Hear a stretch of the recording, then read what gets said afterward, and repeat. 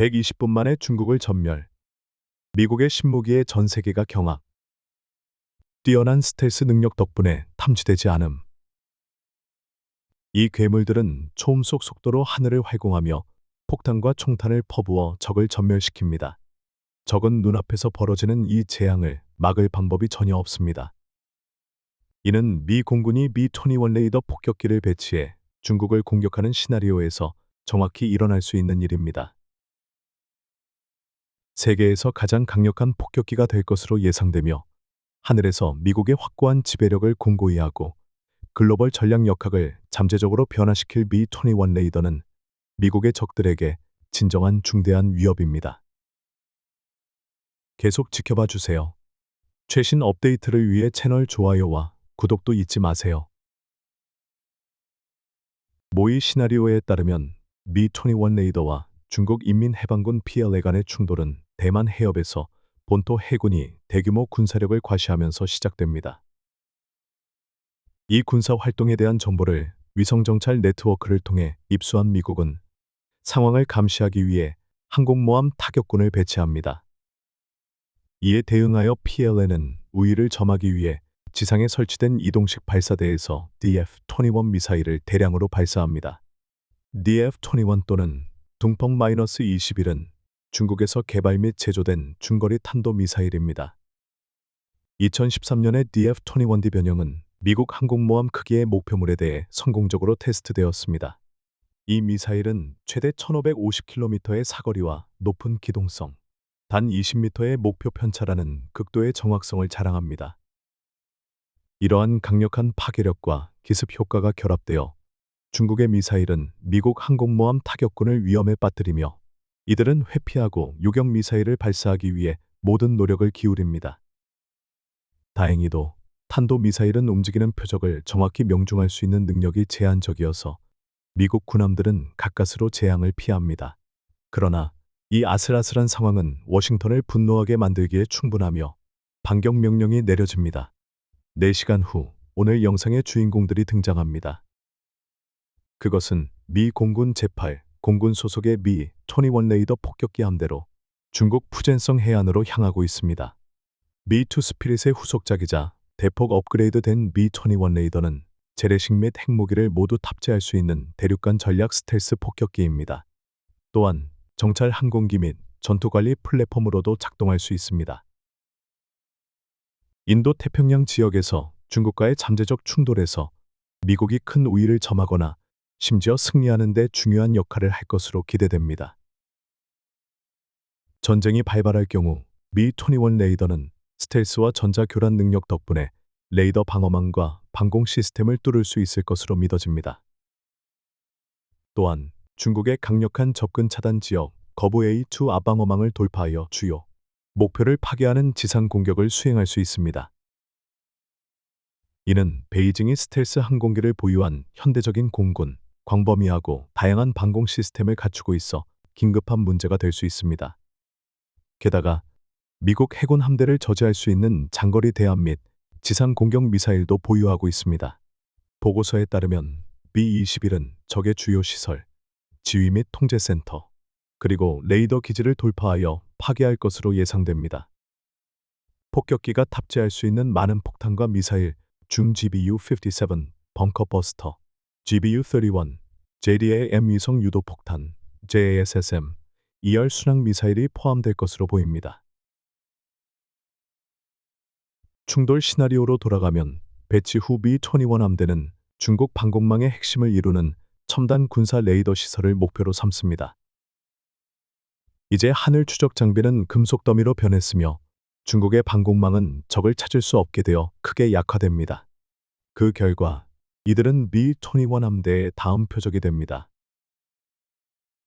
모든 방공 시스템이 무력화되기 전에 몇몇 미사일이 레이더를 향해 발사됩니다. 그러나 미 폭격기 함대는 접근 중인 미사일을 조기에 감지하고 이를 회피하거나 파괴한 뒤 나머지 발사 기지들을 제거할 수 있습니다. 이 시점에서 중국의 방공 미사일 시스템은 완전히 뚫렸지만 그렇다고 해서 선택지가 없는 것은 아닙니다. 즉시 제10과 제20과 같은 전투기가 요격을 위해 배치됩니다. 그럼에도 불구하고 B-21 함대는 요동치지 않고 저장성을 지나 안우이성 안칭시로 진격합니다. 이곳은 중국 최대 공군 기지 중 하나입니다. 이들은 GBU-31, JDAM 폭탄을 투하해 이 지역을 잔해로 만들어버립니다. 이 시점에서 중국 정부는 완전히 공황 상태에 빠졌으며 전국에서 경고 사이렌이 울립니다. 한편 B-21 함대는 텐진을 파괴하고 곧바로 베이징을 향해 나아갑니다. 이들은 탄약 공장과 모든 정부 인프라를 파괴합니다. 베이징은 불길에 휩싸입니다. 상공에서 B-21 함대는 임무를 완수한 뒤 동중국 해 쪽으로 방향을 돌립니다. 이곳에서 방어를 위해 배치된 제-11 전투기들과 마주칩니다. 이것은 러시아 수-27 SK 모델을 기반으로 생산이 승인된 4세대 전투기입니다. 높은 기동성을 가지고 있으며 공중 우세 임무와 지상 공격 임무를 모두 수행할 수 있습니다.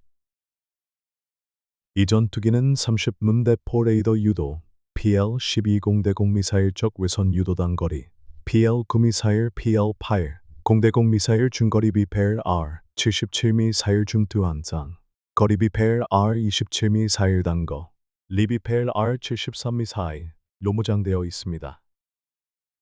그러나 이러한 모든 무기는 Mi-21에 대해서는 쓸모가 없습니다. 이 스텔스 몬스터는 지상 목표 폭격뿐만 아니라 공중 전투에서도 뛰어난 능력을 발휘합니다. Mi-21이 레이더에서 제-11 전투기를 감지하면 AIM-120 AMRAAM 미사일을 연발로 발사해 공격을 시작합니다. 이 미사일은 반능동 유도 시스템이라는 뛰어난 특징을 가진 첨단 중거리 미사일의 대표적인 예입니다. 비행 초기 단계에서는 AIM-122 발사 항공기가 제공한 위치 데이터를 바탕으로 관성적으로 비행합니다. 중간 단계에서는 호스트 항공기에서 데이터를 계속받아 궤적을 조정합니다. 마지막 단계에서 미사일은 목표에 접근하면서 자체 레이더를 활성화하여 독립적으로 목표를 추적, 조준 및 파괴합니다. AIM-120 AMRAAM 표준 버전은 길이 3, 65m, 직경 178mm, 무게 161, 5kg입니다. 이 미사일은 20kg의 파편 탄두를 장착하고 있으며 이는 중무장 항공 목표물을 무력화할 만큼 강력합니다.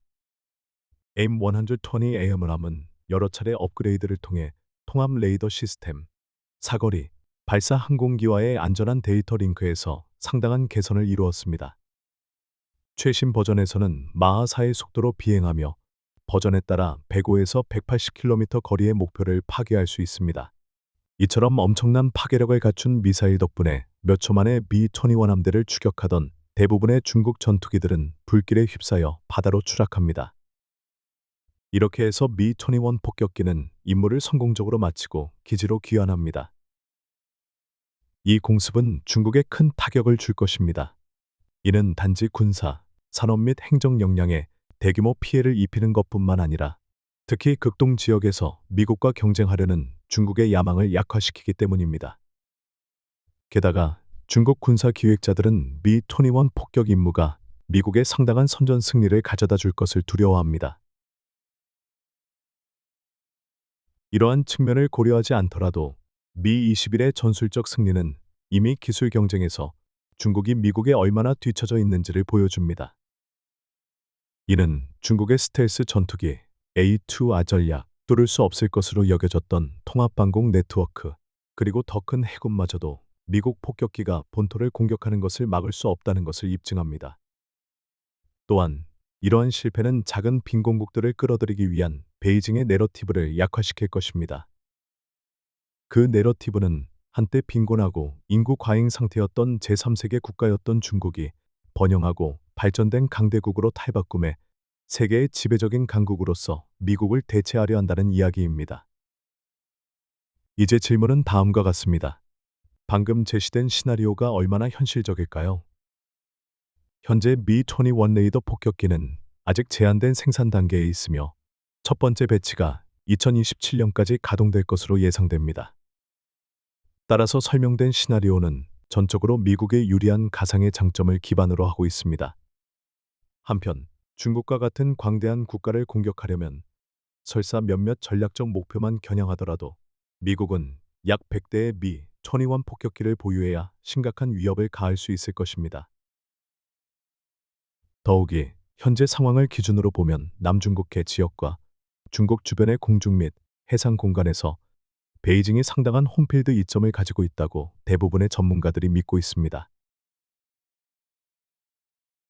특히 미국 인도 태평양 사령부의 전 사령관인 해리스 주니어 제독과 그의 후임자인 필립 데이비슨 제독은 모두 상원 청문회에서 우려를 표명한 바 있습니다. 이들은 중국의 지상 기반 미사일이 뛰어난 사거리, 속도, 성능으로 인해 인도 태평양 지역의 미국 항공모함과 기지들을 위협할 것을 우려하고 있습니다.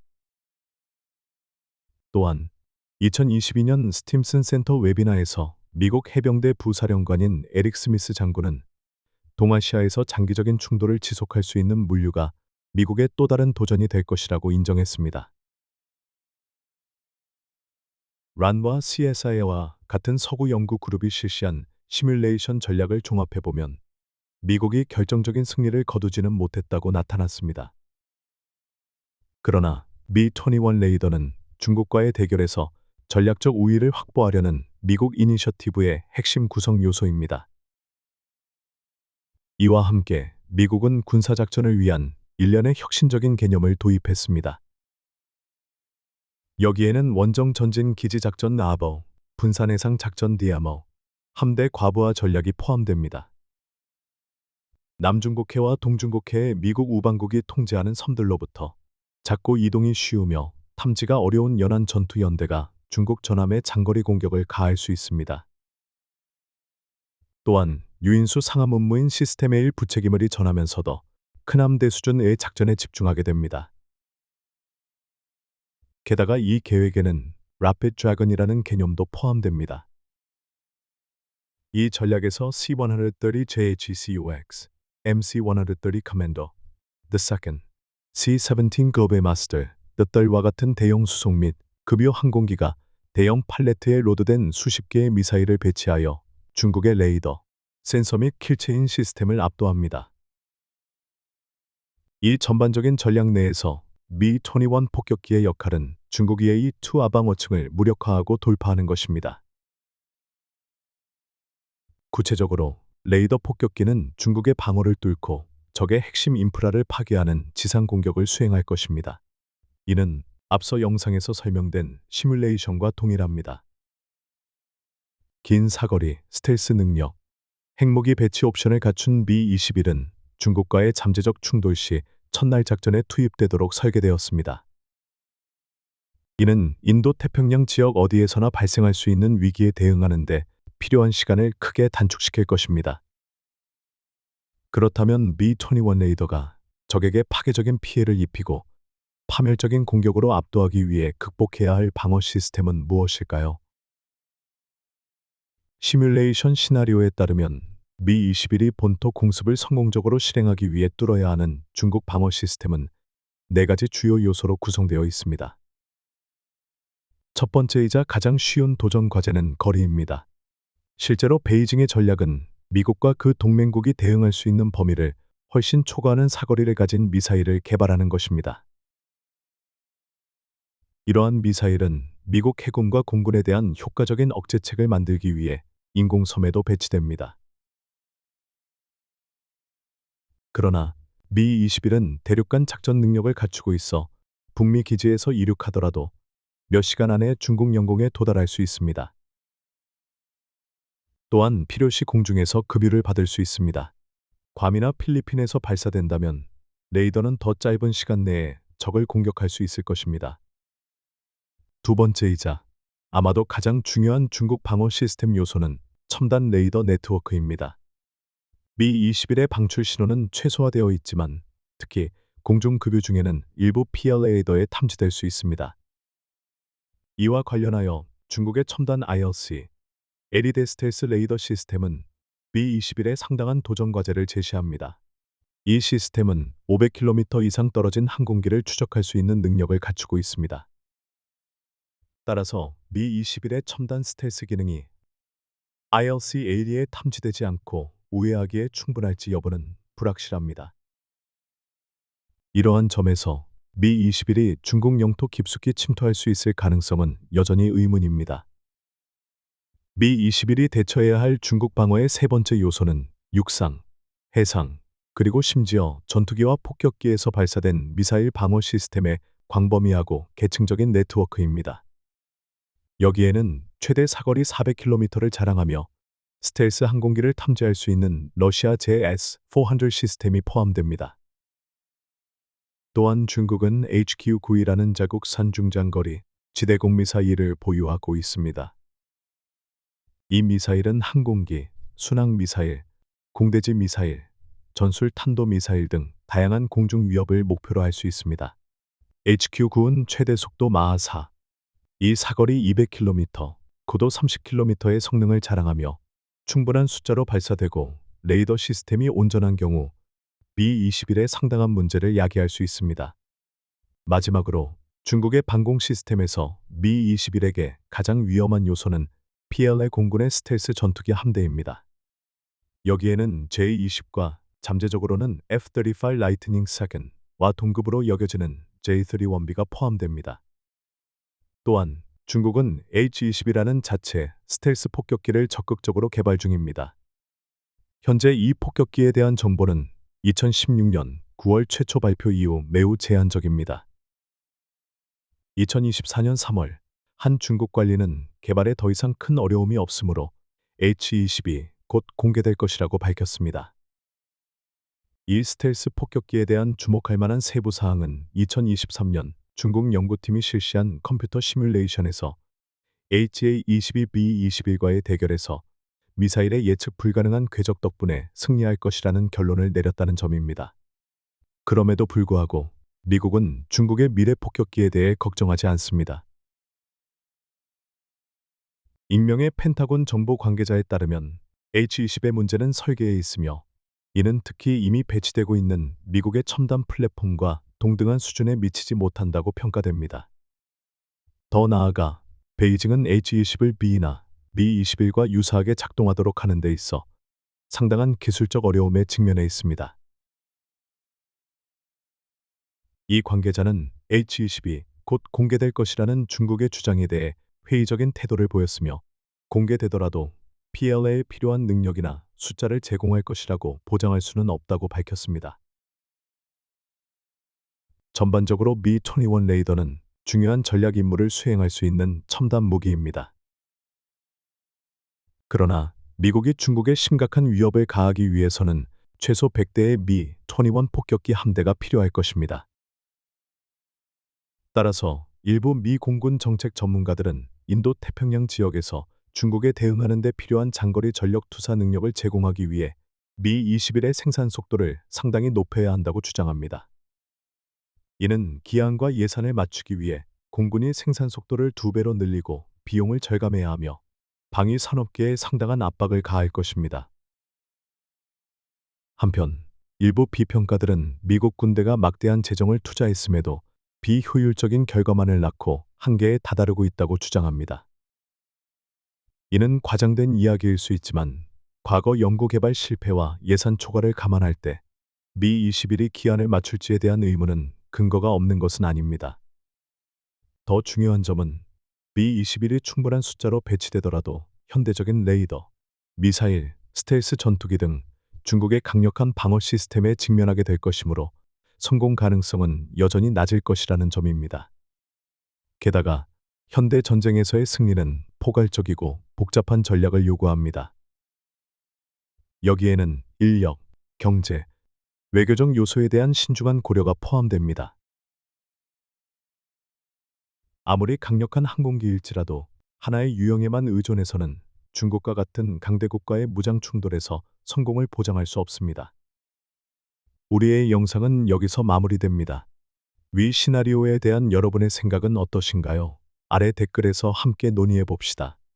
최신 업데이트를 위해 채널 좋아요와 구독도 잊지 마세요. 중국의 악의는 천벌을 자초했고 그 사악한 음모는 세상에 폭로되었습니다. 시진핑 주석의 비전에 따르면 중국은 2049년까지 미국을 능가하여 세계의 주요 강대국으로 부상하는 것을 목표로 하고 있으며, 이는 국민당군에 대한 적군의 승리백 준영과 일치한다. 이 야망을 실현하기 위해 베이징은 악명 높은 구단선을 남쪽으로 확장하고 전략적으로 중요한 남중국해 지역에서 군사력을 증강하며 해양 영향력을 확대하려 하고 있다. 이 전략의 핵심 요소는 인공섬의 신속한 건설과 군사화였다. 그러나 중난 하이의 이 전략은 재앙으로 치닫고 있으며 지금까지의 모든 노력을 위험에 빠뜨릴 가능성이 있다. 왜 이렇게 되었을까? 다른 나라들은 어떻게 대응하고 있을까? 지금 바로 이 질문들을 탐구해보자. 시작하기 전에 좋아요를 누르고 채널을 구독해 최신 영상 알림을 받아보는 것을 잊지 말자. 베트남 동쪽 해역은 경제적, 지정학적으로 중요한 의미를 지니고 있다. 이 지역에는 최소 110억 배럴의 원유, 즉 약 16억 톤의 원유와 5조 3,770억 입방미터의 천연가스가 매장되어 있는 것으로 추정된다. 또한 이 지역은 첨단 기술에 크게 의존하는 현대 경제의 근간이 되는 히토류 원소와 금속이 풍부하다. 이곳에서 발견되는 메탄 하이드레이트, 가연성 얼음 매장량도 무시할 수 없다. 알다시피 가연성 얼음 또는 가스 하이드레이트는 메탄, 에탄, 프로판과 같은 천연가스가 30기압 이상의 고압과 제로. 가연성 얼음은 일반적으로 수심 300 이상의 심해, 대륙붕, 해양 저층, 그리고 영구 동토 지역에서 안정적으로 존재한다. 석탄, 이탄, 석유, 가스와 같은 전통적인 에너지 자원이 고갈되어 가는 상황에서 가연성 얼음은 기존 화석 연료의 2배 이상의 매장량을 지닌 고효율 청정 에너지원이자 미래의 잠재적 대체 연료로 간주된다. 전문가들은 남중국해 전체가 아시아에서 가연성 얼음 매장량으로 위를 차지하며 베트남이 이 자원의 상당 부분을 보유하고 있다고 추정한다. 더욱이 남중국해는 세계에서 가장 강력한 어업 지역 중 하나로 전 세계 해산물 생산량의 15%를 차지한다. 이곳은 세계에서 두 번째로 바쁘고 중요한 항로의 중심지이기도 하며 지중해만이 이를 앞선다.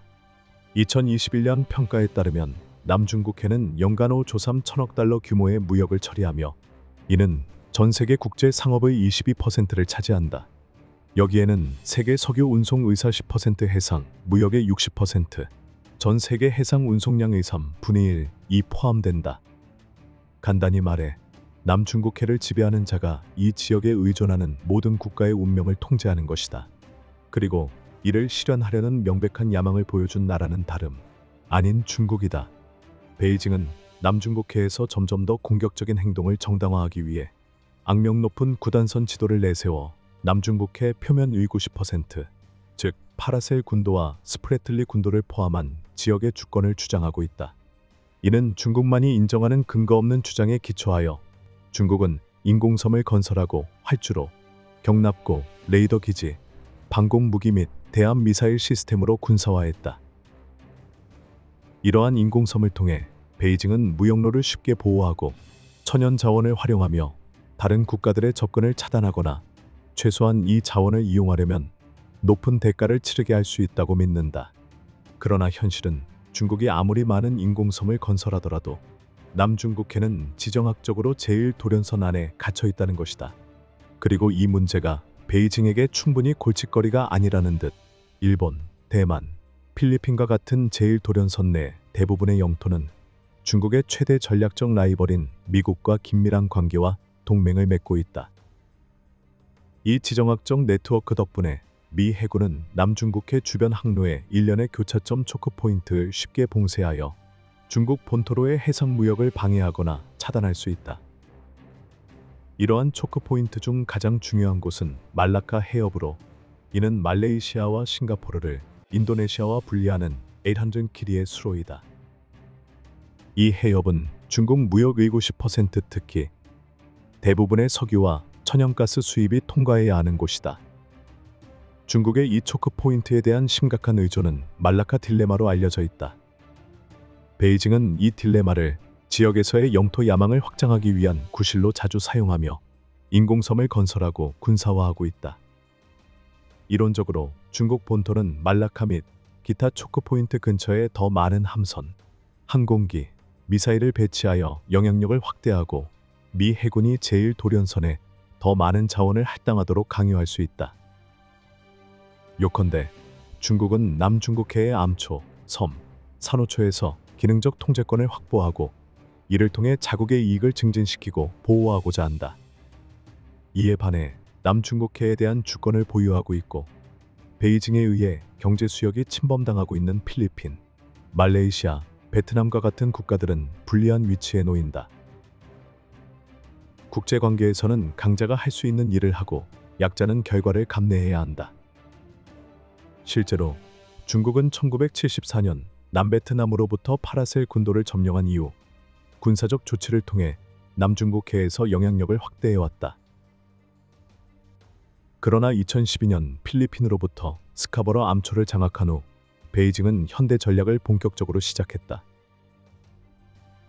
그로부터 1년 후 본토는 스프레틀리 군도를 중심으로 더욱 확장하여 인공섬 건설을 시작했고 약 1300헥타르의 땅을 조성하며 이를 점진적으로 군사화했다. 중국은 구단선 지도를 기반으로 주장하는 해역에 총 28개의 전초기지를 두고 있으며 그중 20개는 파라셀 군도, 7개는 스프레틀리 군도, 1개는 스카버러 암초이다. 스카버러에서는 기지를 건설하지 않았지만 통제권은 확보했다. 인공섬 건설 캠페인은 주로 스프레틀리 군도에 초점을 맞추고 있다. 인공섬은 산호초와 해저에서 암석과 모래 같은 자재를 준설하여 이를 분쇄하고 표면에 층층이 쌓아 올리는 방식으로 만들어진다. 2023년 12월 중순 기준 아시아 해양 투명성 이니셔티브 AMT의 보고에 따르면 수십 년간의 어업 활동, 준설, 매립, 대왕족의 채취가 지구상 어디에서도 볼 수 없는 수천 종의 생물들에게 심각한 피해를 입혔다. 전략국제문제연구소 CSIS에 따르면 중국은 인공섬 건설에 사용된 쿠아테론 암초, 피어리 크로스 암초, 가벤 암초, 휴스 암초, 존슨 사우스 암초, 미스치프 암초, 수비 암초 등 7개 암초에서 총 13.5제곱킬로미터의 땅을 매립했다. 현재 이 과정은 섬 건설에 사용되는 준설선의 놀라운 능력 덕분에 빠르게 진행되고 있다. 대표적인 사례는 아시아에서 가장 강력한 섬 건설 선박인 탱쿤하우로 중국 교통건설 그룹 산하 텐진 준설 회사가 운영하고 있다. 이 선박은 6600kW의 출력 용량을 가진 절단기를 35m 깊이까지 배치해 시간당 6000입방미터의 자재를 추출할 수 있다. 또한 베이징은 텐징하오라는 준설선도 운영하고 있으며 이 선박은 4200kW의 출력 용량, 30m의 굴착 깊이, 시간당 4500입방미터의 준설 속도를 자랑한다. 2014년이 월에서 3월 사이 이 선박은 스프레틀리 군도의 존슨 사우스 암초에서 준설 작업을 수행하는 모습이 관측되었다. 이 지역은 항공기를 배치하기에는 너무 작지만 방공 무기와 레이더 시스템을 장착해 분쟁 시 중국의 방어 기피를 강화할 수 있다. 2015년 3월 호주 전략정책연구소 연설에서 당시 미 태평양 함대 사령관 해리 해리스 제독은 이러한 인공섬을 모래의 만리장성이라 부르며 중국 본토 야망에 있어 그 중요성을 강조했다. 중국의 모래의 만리장성 캠페인에 대응하기 위해 미 해군은 2015년부터 항행의 자유작전 펀업스를 수행했다. 이러한 작전은 인공섬 주변에서 미 해군의 지속적인 이동 및 공개 훈련을 포함하며 힘을 과시하고 베이징에 도전하며 남중국해의 항로가 개방 상태로 유지되도록 한다. 그러나 항행의 자유작전은 남중국해 상황을 크게 변화시키지 못했고 오히려 두 국가의 군대 간에 거의 충돌로 이어지는 사건을 초래하기도 했다. 대표적인 예로 2018년 스프레틀리 군도 근처에서 중국 구축함과 미군 함정 간의 거의 충돌이 발생했으며 이는 일부 사람들에게 이러한 작전을 중단하자는 요구를 불러일으켰다. 그 이유는 이러한 행동이 초래하는 위험이 잠재적 이익을 초과하기 때문이다. 게다가 군사적 조치를 통해 국제 규범을 유지하는 비용은 미국 대중이 감당하려는 수준을 넘어섰다. 반면 다른 국가들의 안보 전략가들은 미 해군의 존재가 유지되지 않으면 중국 인민해방군 해군이 지역 항로와 다른 국가들에 대해 자신들의 의지를 주장하고 강요하는데 아무런 장애물을 겪지 않을 것이라고 주장한다. 따라서 항행의 자유작전을 중단하는 것은 본질적으로 남중국해를 베이징의 통제에 무방비로 넘겨주는 것을 의미한다. 그러나 다행히도 미국과 지역 내 약소국들에게는 베이징의 패권을 억제하기 위해 더 이상 상당한 노력을 기울일 필요가 없을지도 모른다. 자연이 개입하여 중국의 인공섬이 침식되고 가라앉기 시작했기 때문이다. 베이징의 재앙의 경고 신호가 나타난 것은 이미 2019년으로 인공섬이 예상만큼 안정적이지 않다는 것이 명확해졌다. 첫 번째 이유는 이러한 인공섬을 건설하는 데 맡겨진 기관들이 사용한 열악한 건설 방법과 자재에 있다. 특히 이코노미스트에 따르면 중국이 이들 섬의 기지 건설에 사용한 콘크리트는 지역의 기본 환경 조건에 적합하지 않았다. 그 결과 건물이 붕괴되고 기초는 남중국해의 혹독한 기후 아래에서 스펀지처럼 변하고 있다. 또한 열대 폭풍의 막대한 파괴력도 한 요인이다. 게다가 중국 건설 산업의 만연한 부패가 국가의 군사적 야망을 직접적으로 약화시키고 있다. 2019년 랴오닝 항공모함 프로젝트의 감독관인 수보는 부패 혐의로 12년형을 선고받았다. 비슷한 문제가 남중국해의 인공섬 프로젝트를 감독하는 관리들에게도 영향을 미치고 있다. 중국에게는 속도와 저비용이 최우선 과제이다. 베이징의 과도한 조급함과 맞물려 이는 프로젝트 관리자들에게 압박을 가하며 건설 중 품질보다 양을 강조하고 지름길을 선택하게 만들었다. 부실한 콘크리트가 한 가지 문제라면 자재가 제대로 부어지지 않아 일부 섬에서는 구조적 침식이 발생했다. 더 나아가 1:1로 이니셔티브 및 국내 건설 프로젝트와 마찬가지로 인공섬에서도 품질이 우선순위가 아니다. 또한 중국은 남중국해의 혹독한 환경을 견딜 수 있는 구조물을 건설하는 데 있어 광범위한 경험이 부족하다. 게다가 베이징은 외국 전문가의 도움을 요청하는 것을 거부해 문제를 악화시켰다. 이는 부분적으로 국내 체면을 유지하기 위한 것이며 더 중요한 것은 군사기밀을 보호하기 위해서다. 그 결과 섬과 그 기반 시설은 최고급 자재나 엔지니어를 사용하지 않고 건설되었다. 설상가상으로 날씨와 기후는 앞으로 중난하이에게 지속적인 도전을 제기할 것이다. 기후변화와 해수온난화로 인해 남중국해에서 슈퍼태풍이 발생할 가능성은 점점 더 커질 것이다. 잘못된 장소를 강타한 단 한 번의 태풍이 부실한 콘크리트로 지어진 구조물을 완전히 파괴할 수 있다. 이는 베이징이 인공섬 캠페인에 투자한 수년간의 노력을 물거품으로 만들 것이다. 한편 베이징은 이러한 예기치 못한 시나리오에 대해 준비가 되어 있지 않은 것으로 보인다.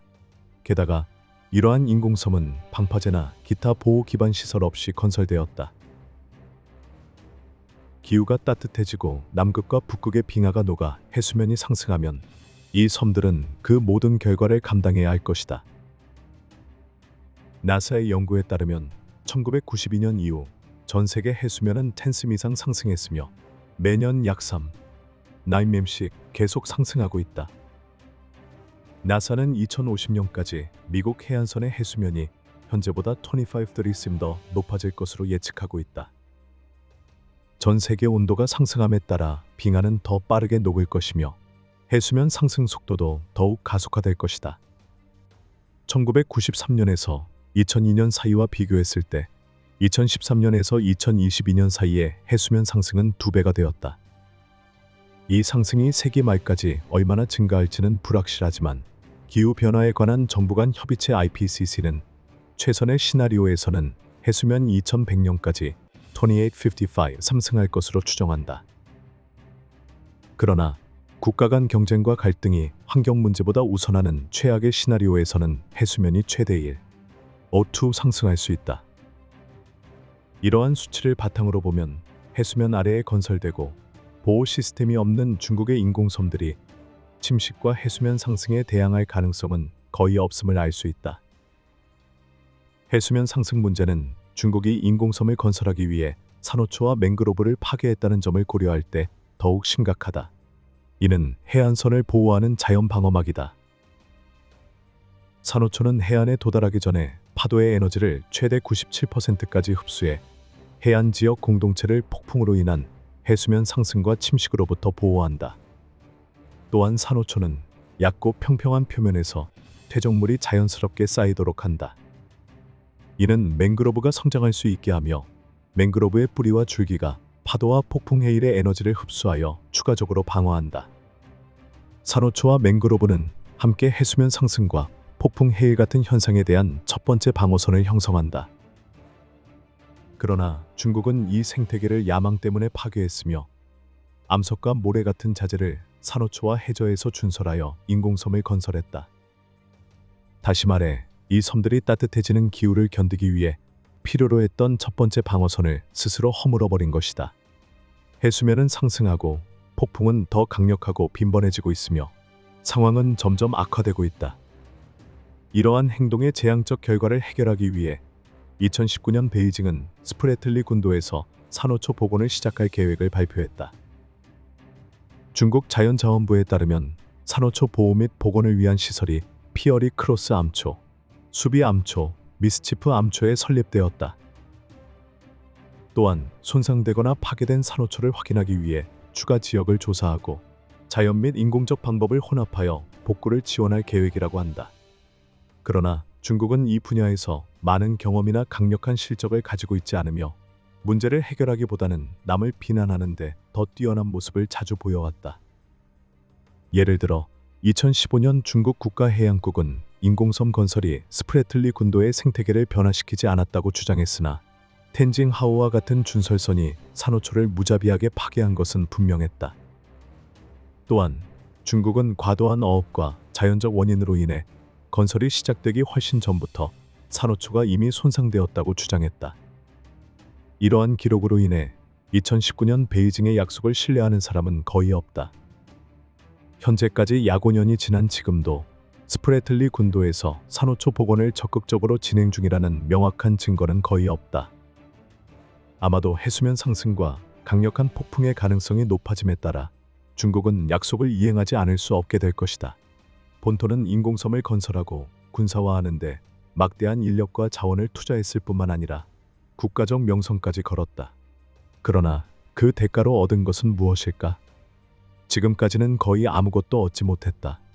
이 섬들이 가라앉는다면 베이징은 엄청난 자원을 쓴 쓰라린 실패를 깨닫게 될 것이다. 막대한 낭비를 넘어 또 다른 커다란 위험이 남아있다. 아시다시피 요새를 건설하는 주된 목적은 무적의 방어를 만드는 것이 아니라 적이 그 지역에 더 많은 힘을 배치하도록 강요하는 것이다. 이는 요새 건설자가 다른 곳에서 행동할 수 있도록 한다. 중국의 인공섬은 비슷한 목적을 지니고 있다. 그러나 이러한 섬들이 침식되고 날씨와 기후의 심각한 위협에 직면하면서 베이징은 남중국해에 대한 확장과 통제를 위한 도구로 사용하는 대신 이 모래의 만리장성을 유지하기 위해 계속 자원을 할당해야 할 것이다. 그 결과 중국의 힘을 투사하기 위해 의도된 요새들이 점점 더 큰 부담으로 작용하며 유지 비용은 계속 증가하고 있다.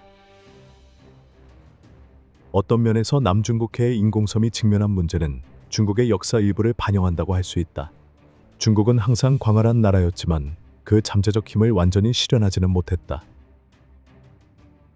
중국은 19세기 세계에서 가장 부유한 나라였지만 이를 효과적으로 활용해 서구나 일본과 경쟁하거나 저항하지 못했다. 이제 역사가 반복되고 있는지도 모른다. 다시 한번 중국은 부유하고 강력한 국가이다. 그러나 이 사자는 세계 무대에서 회복된 잠재력과 지위를 완전히 실현하지 못하게 할 수 있는 문제들에 직면하고 있다. 남중국해에서의 확장은 중국 역사에서 지속적으로 나타나는 이러한 역설을 명확히 보여준다.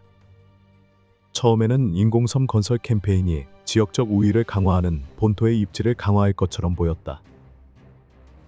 그러나 이웃 국가들과의 갈등, 경쟁국의 압박, 부패와 기술 부족과 같은 내부 문제들이 이 목표를 저해했다. 이러한 인공섬들이 해저로 가라앉으면서 베이징의 노력도 함께 침몰할 것이다. 의심할 여지 없이 인공섬은 남중국해에서 중국의 단기 목표를 달성하는 데 성공했다. 그러나 지정학은 단거리 경주가 아니라 마라톤이다. 만약 이러한 섬들이 장기적으로 지속될 수 없다면 중국은 얻은 것보다 훨씬 더 큰 대가를 치르게 될 것이다. 중국의 인공섬 건설 및 군사화 전략에 대해 여러분의 생각은 무엇인가요? 이 섬들이 먼 미래에 중국의 효과적인 힘 투사 수단이 될 수 있을까요? 만약 이 섬들이 남중국해에 의해 삼켜진다면 이 지역의 상황은 어떻게 변화할까요? 의견을 댓글로 남겨 토론에 참여해 보세요. 시청해 주셔서 감사합니다. 앞으로의 영상에서 다시 만나요. 좋아요와 채널 구독을 통해 최신 업데이트를 받아보는 것도 잊지 마세요.